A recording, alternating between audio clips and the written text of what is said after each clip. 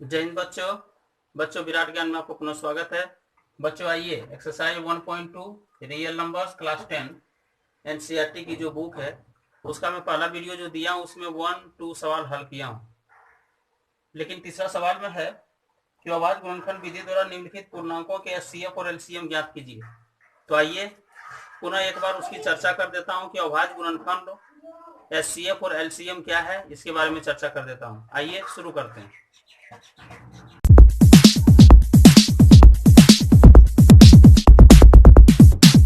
आइए अभाज्य संख्या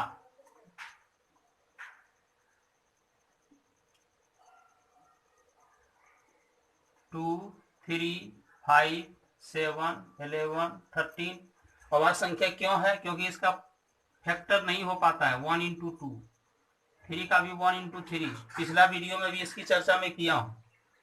7 का भी आप निकालेंगे 1 इंटू 7 अर्थात 13 का भी निकालेंगे 1 इंटू 13 डॉट डॉट डॉट, ये भी इनफिनाइट तक जाता है।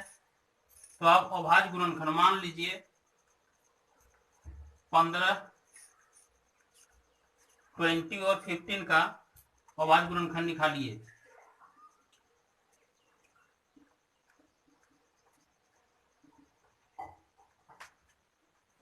और 25 भी ले लीजिए, कितना हो जाएगा 3 इंटू 5।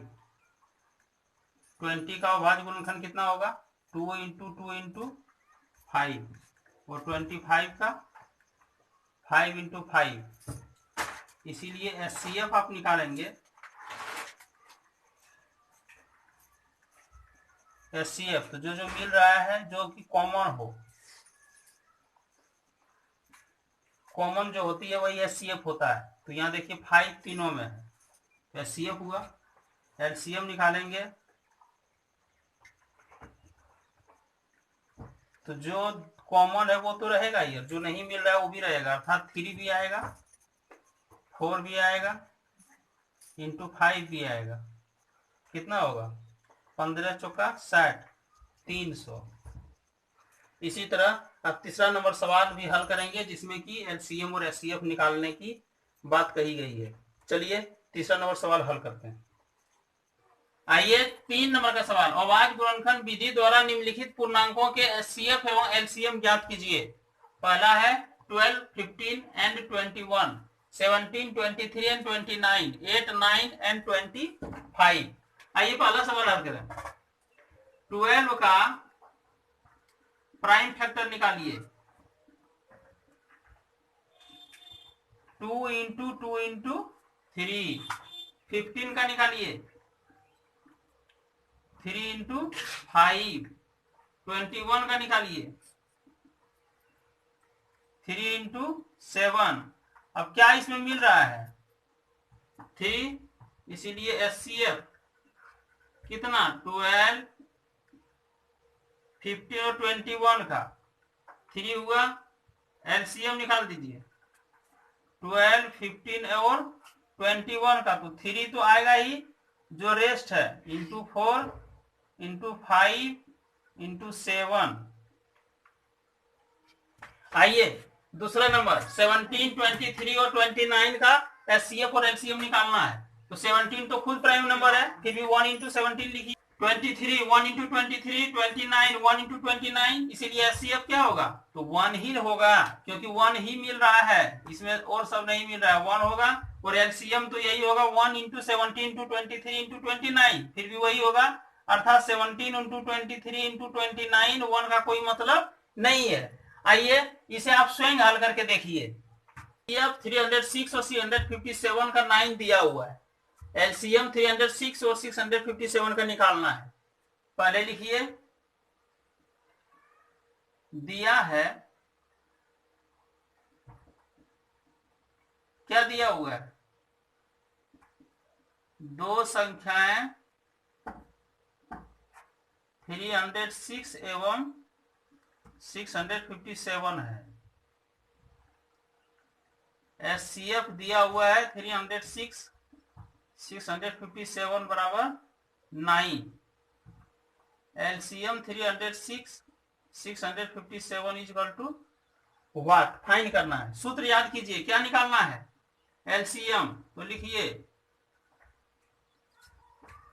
हम जानते हैं LCM इज इक्वल टू दो संख्याओं का गुणनफल, दो संख्याओं का गुणनफल बाय HCF। तो दो संख्या कितना है 306 इंटू 657 बाय 9, HCF 9 है। देखिए तो 9 से कटाइए, 9 3 जा 27, 9 4 जा कितना हो गया 34 इंटू 657। 5 नंबर का सवाल, जांच कीजिए कि क्या किसी प्राकृतिक संख्या n के लिए संख्या 6 टू द पावर n अंक शून्य पर समाप्त हो सकती है, अर्थात 6 या 6 स्क्वायर हो जाएगा 36, 6 क्यू हो जाएगा 216। क्या यहाँ जीरो हो सकता है, इकाई स्थान पर जीरो हो सकता है? आइए देखते हैं। हम जानते हैं कि शून्य पर समाप्त होने वाली संख्याएं कौन कौन है, 100 है या 10 है या तो 1000 है, कोई भी संख्या है, 5000 है, 10,000 है, जिसके अंत में शून्य है, वो शून्य पर समाप्त हो रही है। तो निश्चित है कि वो डिवाइड 10 से जरूर होगा, 5 से भी होगा, लेकिन 10 से भी होगा। तो 5 से या 10 से हो तो उसके अभाज्य गुणनखंड में अवश्य है कि 5 ही अवश्य होगा। देखिए बहुत बड़ा चीज है, मैं पहले लिख लिया हूं क्योंकि वीडियो बड़ा हो जाता है। अतः शून्य से अंत होने वाली संख्या की अभाज्य गुणनखंड में 5 अवश्य होगी। तो क्या 6 में 5 है? 6 में देखिए 6 का अभाज्य गुणनखंड निकालते हैं, 2 इंटू 3 है, अर्थात 5 नहीं है। अतः क्या कर सकते हैं 6 to the power n, n प्राकृतिक संख्या है, 1 2 3 4 5 कुछ भी हो सकता है, 6 square, 6 cube, 6 to the power 4 कोई भी होगा, लेकिन शून्य पर समाप्त नहीं हो सकेगा, क्योंकि आप देख रहे हैं शून्य पर समाप्त नहीं हो रहा है। 6 नंबर का प्रॉब्लम, व्याख्या कीजिए कि 7 इंटू 11 इंटू 13 प्लस 13 और 7 into 6 into 5 into 4 into 2 into 3 into 2 into 1 plus 5 भाज्य संख्या है क्यों? कैसे इसको सॉल्व करेंगे? यहाँ देखिए प्लस दिया हुआ है, यहाँ भी प्लस है। आइए पहला पार्ट को लेते हैं।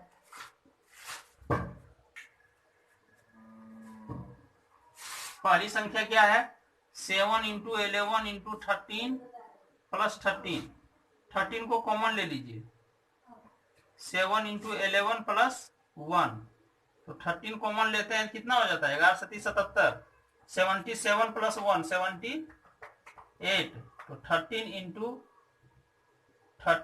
3 इंटू 2, अर्थात ये प्राइम फैक्टर हो रहा है इसका, ये प्राइम नंबर नहीं है और भाज्य संख्या नहीं है, ये है भाज्य संख्या कंपोजिट।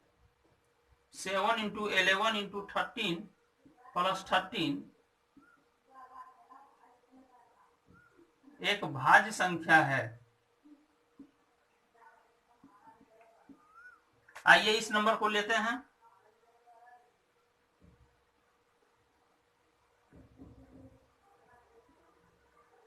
कितना है 7 into 6 into 5 into 4 into 3 into 2 into 1 plus 1 है, फिर यहां भी आप 1 5 को कॉमन लीजिए, 7 into 6 into 4 into 3 into 2 into plus 2 into 1 plus 1 बचता है, जिसे आप कैलकुलेशन कीजिएगा तो इतना आएगा। अतः क्या है 5 इंटू 1001 जो भाज्य संख्या की निशानी है, और भाज्य संख्या में ये टूट गया, क्या लिखिएगा? अतः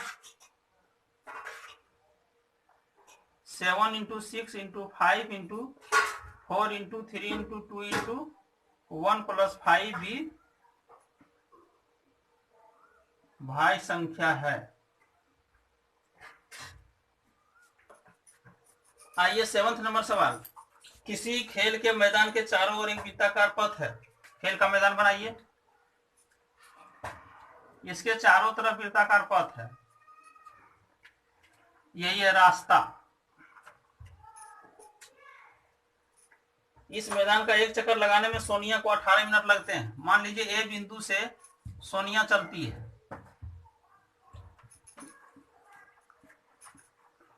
सोनिया को लग रहा है 18 मिनट, एक चक्कर जाकर पूरा करने में इसे सोनिया को लगा 18 मिनट, रवि को 12 मिनट लगते हैं, रवि भी शुरू किया, ये 12 मिनट में चला रवि भी, और 12 मिनट में लौट कर आ गया। इसका मतलब है फिर कहा जा रहा है कि अगर एक ही साथ एक ही दिशा में चला हो तो कितने मिनट बाद वे दोनों एक स्थान पर पुनः प्रारंभ बिंदु पर मिलेंगे। तुम आप कल्पना कीजिए 18 मिनट जो लग रहा है तो ये 2 बार चक्कर लगाएगा तो 18 दूना 36। इसका मतलब 18 का हमको निकालना है एचसीएफ। 18 और 12 का एलसीएम निकालेंगे तो मेरा काम क्लियर हो जाएगा। दिया है वृत्ताकार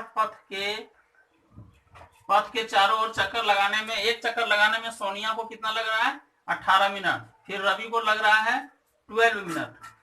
इसका मतलब है कि दोनों फिर प्रारंभिक बिंदु पर कब एक साथ मिलेंगे। तो 12 का 3 टाइम्स लगाएंगे तो 12 तिया 36 और 18 मिनट जो लग रहा है वो 2 टाइम्स घूमेगी सोनिया, 2 बार घूमेगी, 2 चक्कर लगाएगी तो 18 दूना 36। अर्थात इसका मतलब है कि इसका एलसीएम निकालना पड़ेगा। तो निकालिए, पुनः प्रारंभ बिंदु पर मिलेंगे। एलसीएम है कितना कितना का 18 और 12 का, 18 और 12 का। 18 का फैक्टराइजेशन कीजिए, 12 का फैक्टराइजेशन कीजिए तो क्या हुआ, जो जो मिल रहा था अर्थात 2 और 3 दोनों में था, कॉमन था। लेकिन यहाँ 3 भी नहीं मिल रहा है, 3 भी कॉमन नहीं है, 2 भी नहीं है। अर्थात कितना हुआ 36 मिनट बाद दोनों एक दूसरे से मिलेंगे। दोस्तों अगर वीडियो अच्छा लगा हो तो जरूर अब चैनल को सब्सक्राइब और लाइक जरूर कर दीजिएगा, इसलिए कि मैं इसमें पूरा क्वेश्चन, जितना भी क्वेश्चन 7th नंबर तक सवाल था वो टोटल मैं इसमें दे दिया हूं। चलिए अगले वीडियो के लिए जय हिंद दोस्तों, जय भारत।